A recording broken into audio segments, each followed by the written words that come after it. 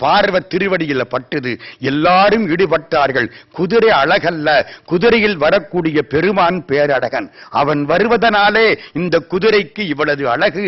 வெள்ளை கலிங்கத்தர் வெண்டிரு முண்டத்தர் பள்ளிக்கு பாயத்தர் அன்னே என்னும் பள்ளிக்கு பாயத்தர் பாய்வரி மேற்கொண்டு என் உள்ளம் கவர்வரால் அன்னே என்னும் நீண்ட கரத்தர் நெறிதரு குஞ்சியர் பாண்டி நன்னாடரால் அன்னே என்னும் பாண்டி நன்னாடர் பரந்தடு சிந்தையை ஆண்டன்பு செய்வரால் அன்னே என்னும். அன்னை பத்துன்னு இதுக்கு பேரு. திருவாசகத்திலே 17ஆம் தலைப்பு. நம்ம வீட்டுல குழந்தை குட்டிகளுக்கு கல்யாணம் ஆகணும்னா நல்ல இடத்திலே மணமகன் மணமகள் அமைவதற்கு இந்த அன்னை 10 பாட்டையும் படிச்சீங்கன்னா நல்ல இடத்திலே கல்யாணம் ஆகும். அப்படிப்பட்ட வாக்கு. எல்லாரும் குதிரையில் வந்த பெருமானை பார்த்தார்கள், மகிழ்ந்தார்கள். சரி, பெருமான் அங்கிருந்து வந்துட்டார். மாணிக்கவாசகர் பார்த்தார். பார்த்த உடனே என்ன தெரிஞ்சு வச்சு, வந்திருக்கிறது குதிரைக்காரன் இல்ல, சிவபெருமான் தெரிஞ்சு போச்சு. இந்த பாண்டிய ராஜா பார்த்தான், அவனுக்கு தெரியல, குதிரைக்காரன் நினைச்சுட்டான். இது என்ன அநியாயமா இருக்கு? அது எப்படி? அது மாணிக்கவாசக சாமிக்கு வந்திருக்கிறது சிவபெருமான் தெரிஞ்சு போச்சு. குதிரையை கொண்டு குடநாடதன்மிசை சதுர்பட சாத்தாய் தான் எழுந்தருளியும். எல்லாம் திருவாசகத்தில் உள்ள வார்த்தைகள். குதிரை மேல எம்பெருமான் வருகிறான். ஆனா பாண்டிய ராஜாவுக்கு தெரியல. ஏன் தெரியல? ஆசாங்க ஐயா அவர்கள் எழுதினார்கள். ஏன் தெரியல தெரியுமா? அவன் காட்டினாத்தான் காண முடியும். காண்பார் யார் கண்ணுதலாய் காட்டாக்காலே. அதனாலே மாணிக்க வாசகருக்கு அவன் ஐயா சொன்ன மாதிரி காட்டினான், கண்டு கொண்டார். பாண்டியனுக்கு காட்டல. அதனால அப்போ அவன் கண்டுகொள்ளவில்லை. சரி, குதிரையில வந்தாச்சு. வந்தவர் ஒன்னு சொன்னார், எல்லா குதிரையையும் பார்த்துங்க, இனிமே ஏதாச்சும் மாறிக்கீறி போச்சுன்னா நான் பொறுப்புள்ள, பொருளை பார்த்து வாங்கி கொண்டு செல்லுங்கள். இந்த லாட்டின் டேர்ம்ஸ்ல கேவியட் எம்டார்னு சொல்லுவான். கேவியட் எம்டார்னா லெட் தி பர்ச்சேசர் பீவேர்னு அர்த்தம். வாங்குபவன் எச்சரிக்கையாயிருக்கட்டும், விற்றவருள் வாபஸ் பெறப்பட மாட்டாது அப்படிங்கிறான்ல. அது மாதிரி இந்த குதிரையை நல்லா பார்த்துக்கோ. எல்லாம் குதிரை எல்லாம் பார்த்தாச்சு. பாண்டியனுக்கு ரொம்ப சந்தோஷமா போச்சு. குதிரைக்காக மேற்கொண்டு பணம் கொடுத்தானா. அப்பவே கொடுத்த பணம் போக மேற்கொண்டு பணம் கொடுத்தானா. சிவபெருமான் பணத்தை வாங்கிக்கலியான். பாண்டியன் தனக்கு பரிமாவிற்று ஈண்டு கனகம் இசையப் பெறாது ஆண்டான் எங்கோன் அருள் வழி இருப்ப தூண்டு சோதி தோற்றிய தொன்மையும். பணத்தை வாங்கிக்கல. குதிரை எல்லாம் பார்த்துக்கோ, நல்லா இருக்கா? ரொம்ப நல்லா இருக்கு. சரி, புறப்பட போற பொழுது அவ என்ன பண்ண, அந்த பாண்டிய ராஜா தோல்ல ஒரு பெரிய பொன்னாடை போட்டிருந்தான். பொன்னாடைன்னா பொன்னாடை. அந்த காலத்துல தங்கத்தினால ஜருக, அப்படி பொன்னாடை. அதை எடுத்து இவர்கிட்ட போட போக சிவபெருமான் தலையை குனிஞ்சு வாங்கினா என்னத்துக்கு ஆகிறது? அப்புறம் அவர் சிவபெருமானா இருக்க மாட்டாரே. அவன் சேர்ந்தறியா கையான் அல்லவா. அதனால இந்த கையில இருக்கிற பெரம்ப நீட்டி அப்படி வாங்கிக்கிட்டாராம். அந்த அந்த ஆடை பெரம்பல விழுந்துதான். அப்படி வாங்கிக்கிட்ட உடனே ராஜாவுக்கு ஒன்னும் புரியல. என்ன குதிரைக்காரன் மரியாதை இல்லாம பெரம்பல வாங்கிக்கிறானேன்னு மாணிக்க வாசகரை ஒரு பார்வை பார்க்க, மாணிக்க வாசகர் இப்ப மாட்டிக்கிட்டார். என்ன சொல்றது? சிவபெருமானே, சிவபெருமான் சொன்னார், இவர் சொன்னார். அதை என்ன? அது அவங்க ஊர் பழக்கம். பெரம்பல வாங்கிறது அவங்க ஊர் பழக்கம். அவன் தலைகுனியாதவன், யாரையும் வணங்க தேவையில்லாதவன், அவங்க ஊர் பழக்கம். இப்ப எல்லாம் பார்த்தாச்சா? சரி, போயிட்டு வரேன்ட்டு சிவபெருமான் போயிட்டார். மாணிக்க வாசக சாமி கையெடுத்து கும்பிட்டு அப்படி நிற்கிறார். முடிஞ்சுது, விடிஞ்சுது.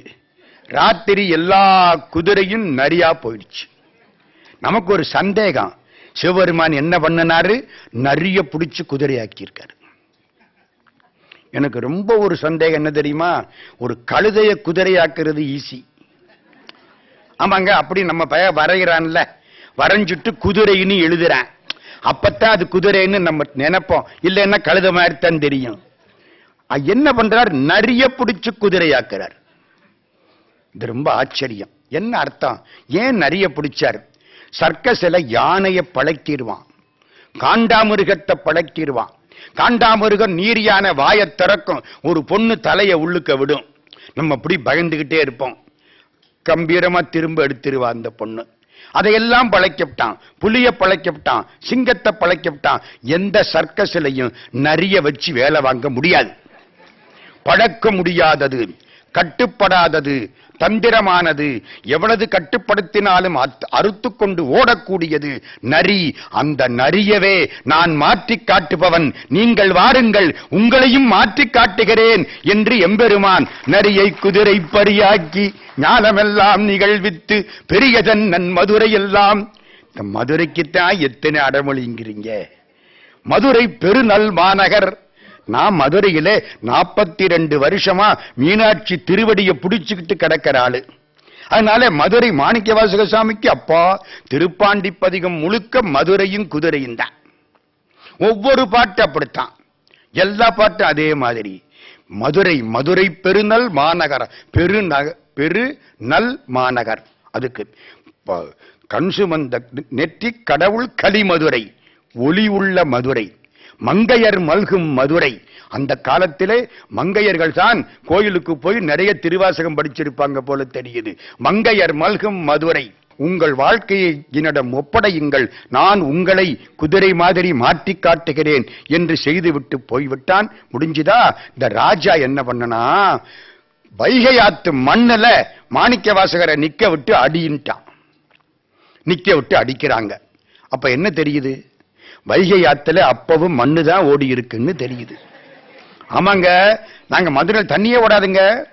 தலைகீழ நின்னா கழுத்தாலும் தண்ணி இருக்குன்னு சமயத்துல, இல்லைன்னா கிடையவே கிடையாது.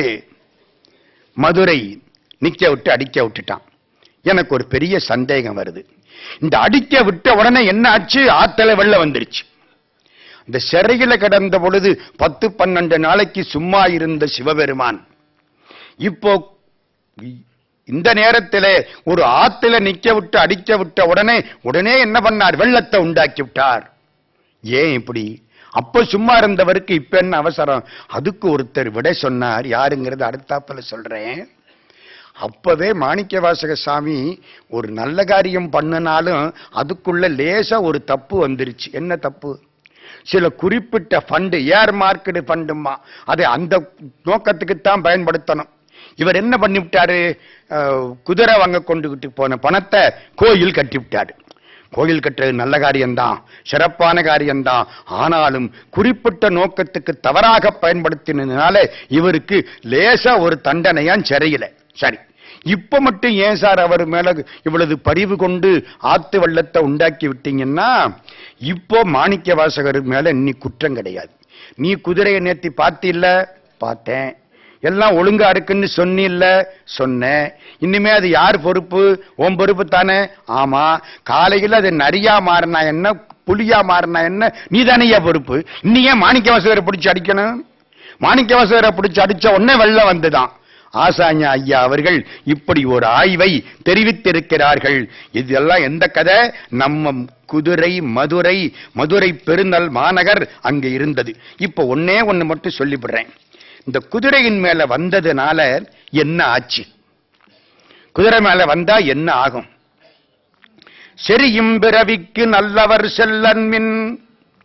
யாரெல்லாம் பிறவி வேணும்னு நினைக்கிறீங்களோ நீங்க இந்த குதிரைக்காரனுக்கு முன்னால போகாதீங்க.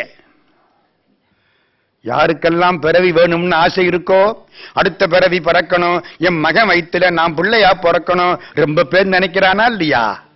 நீங்கள் தான் சிவபெருமானுக்கு முன்னால போகாதீங்க. அப்போ ஏன்? தென்னன் நன்னாட்டு இறைவன் கிளர்கின்ற காலம் இக்காலம். சிவபெருமான் வந்து எதிர்த்தாப்புல நிக்கிறான். ஒண்ணு, நம்ம கடவுள்கிட்ட போறதா இருந்தா நிறைய தடைகள் வரும். கடவுள் நம்மள்கிட்ட வர்றதா இருந்தா எந்த தடையும் இருக்காது. மாணிக்கவாசக சாமிக்கு கடவுள் நேரில் வந்து அருள் செய்தார். இவர் சாக்கடையில கிடந்த பொழுது அவர் அதுல இறங்கி இவரை தூக்கி விட்டாராம். வினையிலே கிடந்தேனை புகுந்து நின்று போது நான் வினைக்கேடன் என்பாய் போல இணையன் யான் என்று உன்னை அறிவித்து என்னை ஆட்கொண்டு எம்பிரானானாய்க்கு இரும்பின் பாவை அணையனான் பாடேன் நின்று ஆடேன் அந்தோ அலறிடேன் உலரிடேன்